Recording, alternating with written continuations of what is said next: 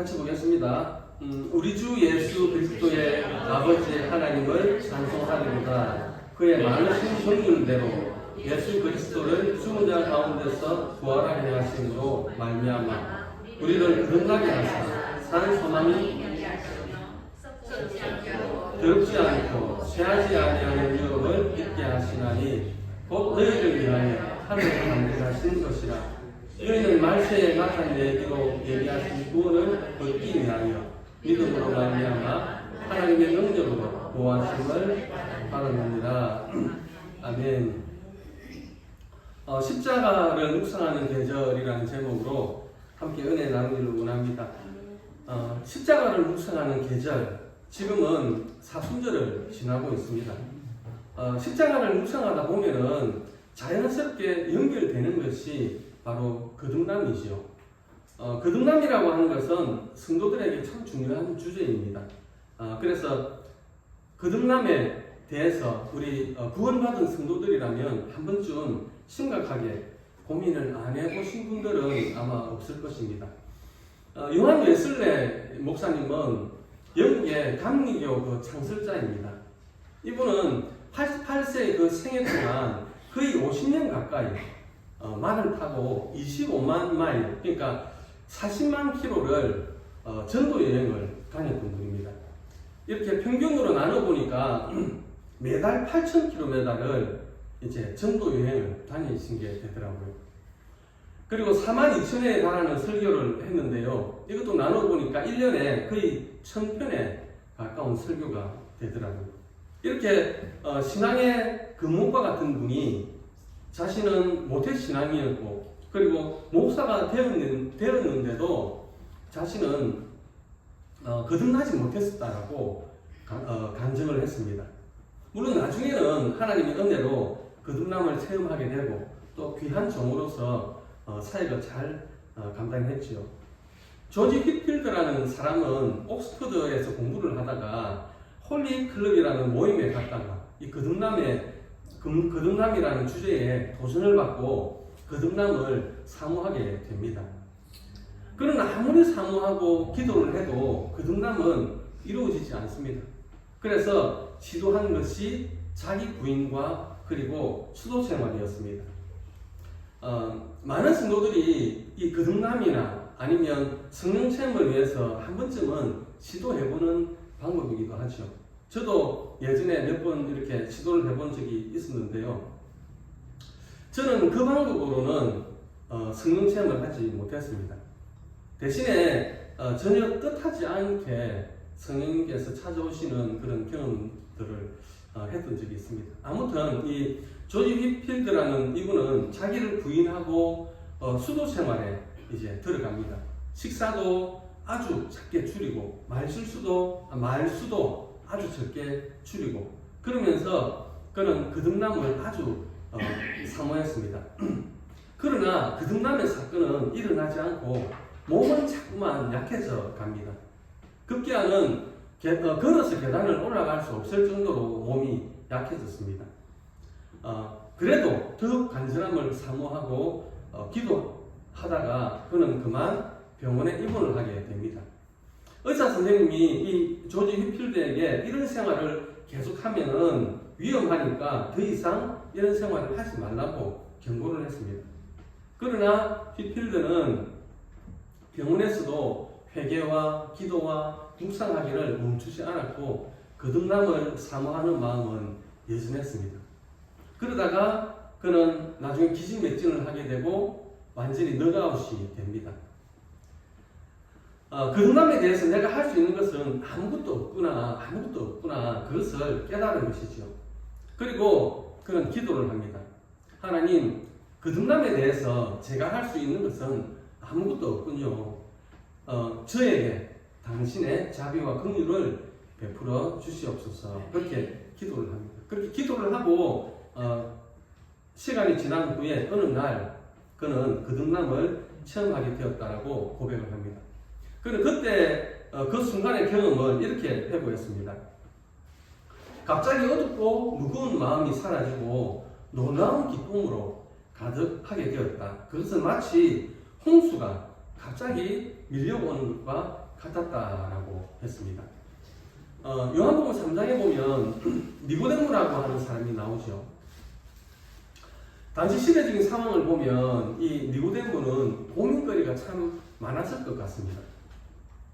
BC 150년경에 마카비 형제가 이제 시리아를 상대로 무장 독립운동을 펼치게 됩니다. 그래가지고 유대 땅이 잠시 독립을 합니다.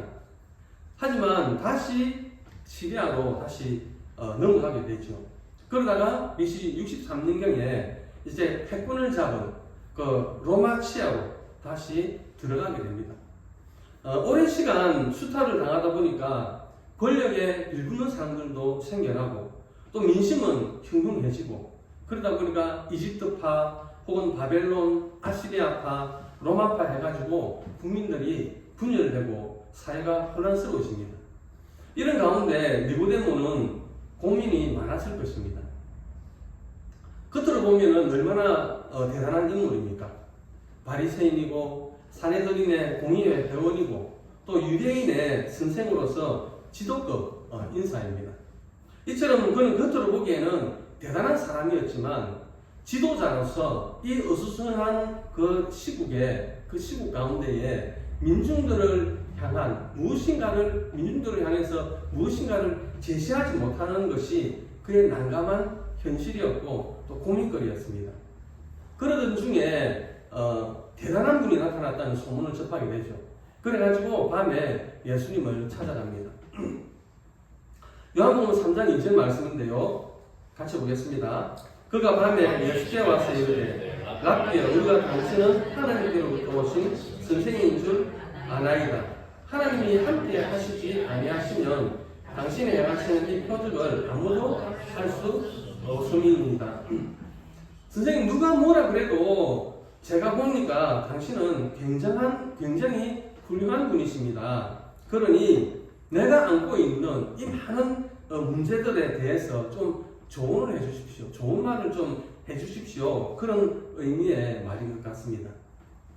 그러면 예수님이 지금 시국을 이야기를 하고 지금 흩어져 있는 이 민심들을 모으기 위해서 이렇게 해라 혹은 저렇게 해라 이렇게 충고를 해줄 줄 알았는데 그런 말은 안 하시고 단도직입적으로 전곡을 콕 찔러서 말씀을 합니다.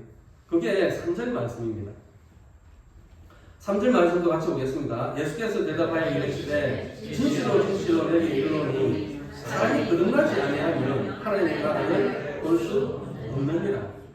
이 세상에서 일어나는 모든 일들은 사람들은 제각각 자기의 방식대로 그것을 풀어나가려고 하지만 이 모든 문제들은 결국은 신앙의 문제로 귀결이 된다라는 것입니다.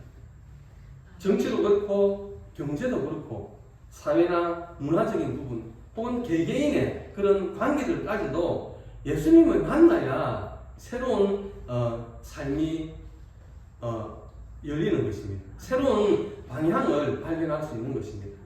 새로운 문이 열리는 것입니다. 사람이 거듭나지 아니하면 하나님의 나라를 볼 수 없느니라. 하나님의 나라를 볼 수 없으면 어떻게 됩니까? 이 땅만 바라보겠죠. 이 땅만 바라보고 살아갑니다. 이 땅만 바라보고 살아가는 그 사람들의 그 말로는 끝은 뻔한 것입니다. 그러므로 모든 사람들의 첫 번째 되는 필요는 바로 거듭나는 것입니다. 4절에서 니고데모가 이렇게 말을 합니다. 니고데모가 이르되 사람이 늙으면 어떻게 날 수 있사옵나이까? 두 번 모태에 들어갔다가 날 수 있사옵나이까? 그때 예수님께서 5절에 이렇게 말씀을 하시죠. 예수께서 대답하시되 진실로 진실로 내게 이르노니 사람이 물과 성령으로 나지 않으면 하나님 나라에 들어갈 수 없느니라. 그러시면서 거듭남의 중요성과 거듭나야 하나님 나라를 볼 수 있고 들어갈 수 있다라고 말씀을 하시면서 그러면서 이 도저히 납득이 안 되는 이 니고데모에게 이스라엘 백성들이 광야에서 겪었던 그 노뱀 사건을 이야기하면서 모세가 광야에서 뱀을 든 것 같이 인자도 들려야 할 것이다. 왜 이렇게 해야 되느냐? 그 이유는 이것을 믿는 자마다 영원한 생명을 얻게 하려고 하는 것이다 라고 말씀을 합니다. 그래서 니고데모는 예수님을 통해서 거듭남에 대해서 진지하게 말씀을 듣고 결국은 거듭난 사람이 되었는데요. 이러한 거듭남의 주제를 말씀하는 것이 오늘 본문의 말씀입니다. 본문 3절 말씀입니다. 베드로전서 1장 3절 말씀인데요. 같이 보겠습니다. 우리 주 예수 그리스도의 아버지 하나님을 찬송하리로다. 그의 많으신 긍휼대로 예수 그리스도를 죽은 자 가운데서 부활하게 하심으로 말미암아 우리를 거듭나게 하사 산 소망이 있게 하시며. 이 말씀은 우리에게 거듭남이 무엇이고, 그리고 거듭남이란 어떻게 가능한 것인가, 또 거듭남이란 어떻게 전개되는 것인가, 이에 대해서 말씀을 하고 있습니다. 거듭남이라고 하는 것은 하나님이 하시는 일이기 때문에 우리 주 예수 그리스도의 아버지 하나님을 찬양해야 하는 것입니다. 또 거듭남은 그 많으신 긍휼로서 이루어지는 것이고, 예수 그리스도를 죽은 자 가운데서 부활하게 하심으로 우리를 거듭나게 하는 것입니다. 그렇기 때문에 중요한 것은 예수 그리스도입니다. 그 그리스도가 죽어야 되고 그리고 다시 살아나야 합니다. 그럴 때에 우리가 그의 부활하심으로 말미암아 거듭나기 때문에 십자가의 중요함을 깨닫게 되는 것입니다. 기독교에서 가장 중요한 기독교를 가장 잘 표현하는 상징은 십자가입니다. 이 십자가에는 많은 것이 들어있죠. 하나님의 사랑과 하나님의 공의와 또 예수님의 고난이 다 들어있습니다. 프랑스의 철학자 파스칼이 기독교로 개종을 하고 전도를 하기 위해서 기독교를 논리적으로 설명을 하기 위해서 쓴 책이 팡세라는 책인데요. 이 책은 완성된 책이 아니고 파스칼이 죽은 뒤에 1670년경에 그 유족들이 이제 파스칼이 쓴 그 글들을 모아가지고 펴낸 것이 바로 팡세라는 책입니다. 우리가 많이 들어본 말 중에 인간은 생각하는 갈대가 들어보셨죠? 예. 클레오파트라의 코가 조금만 낮았어도 역사가 바뀔 것이다. 이 말도 들어보셨죠? 네, 이런 말들이 이 책에 기록이 되어져 있습니다. 파스칼은 오래 살지 못했습니다. 기독교로 개종을 하고 또 믿음으로 살았지만은 39살에 젊은 나이에 세상을 떠나게 됩니다. 파스칼의 아버지도 돌아가셨고 파스칼에게는 가족이라고는 여동생이 하나 있었는데 이 여동생이 안질에 걸려가지고 고생을 하게 됩니다. 그러다가 이제 병이 계속 진행이 되어가지고 실명할 위기에 처하게 되는데 지금이야 뭐 별게 아니죠. 하지만 이 당시에는 상당히 위험한 병이었습니다. 그래서 여동생의 눈을 낫게 해달라고 간절히 기도를 했는데요. 그렇게 간절히 기도하던 중에 어느 날 파스칼은 환상을 보게 됩니다. 그 환상 속에서 예수님과 십자가가 나타나더니 그 여동생의 눈을 만지고 사라지는 것입니다. 그래서 파스칼은 기도를 마치고 여동생을 찾아갑니다. 그리고 눈이 좀 어떠느냐고 그렇게 물어보니까 이상한 일이 일어났다고, 눈이 다 나았다, 그렇게 이야기를 하는 것입니다. 그 말을 들은 파스칼은 아브라함의 하나님, 이삭의 하나님, 그리고 야곱의 하나님을 내가 믿습니다 라고 고백을 합니다.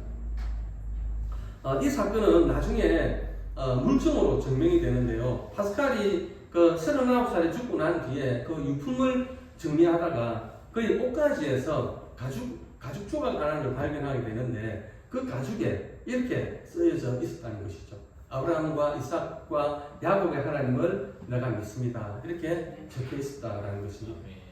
우리가 예수 그리스도의 십자가의 사건을 믿고 하나님의 은혜로 거듭나면 어떤 유익이 있고 어떤 축복이 있을까요? 베드로전서 1장 4절 말씀입니다. 썩지 않고 더럽지 않고 쇠하지가 아니하는 유업을 입게 하시나니 곧 너희를 위하여 하늘에 간직하시는 것이라. 이 말씀은 우리가 거듭나게 되면 유업을 물려받게 된다는 것입니다. 여기서 말하는 유업이라는 것은 거듭난 자가 받게 되는 유업입니다. 유산입니다. 분깃입니다. 그 유업은 썩지 않고 더럽지 않는 유업이고 쇠하거나 시들지 않고 또 이 땅에 있는 유업이 아니라 천국에 있는 유업이고 거듭난 자들을 위해서 하나님께서 하늘에 간직해 두신 유업이라는 것입니다. 그러면 거듭난 그리스도인들은 그 다음에 어떤 삶을 살게 됩니까? 5절 말씀입니다. 너희는 말세에 나타내기로 예배하신 구원을 얻기 위하여 믿음으로 말미암아 하나님의 능력으로 구하심을 받았느니라. 믿음으로 말미암아 하나님의 능력으로 구하심을 받게 된다라는 것입니다.